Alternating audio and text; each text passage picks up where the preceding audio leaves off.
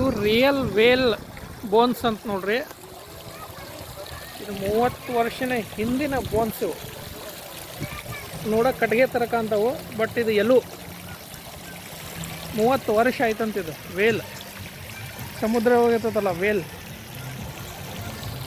ನೋಡ್ರಿ ಯಾವ ಥರ ಡಿಸೈನ್ ಮಾಡ್ಯಾರ. ಅಮೇಜಿಂಗ್ ಅಲ್ಲ.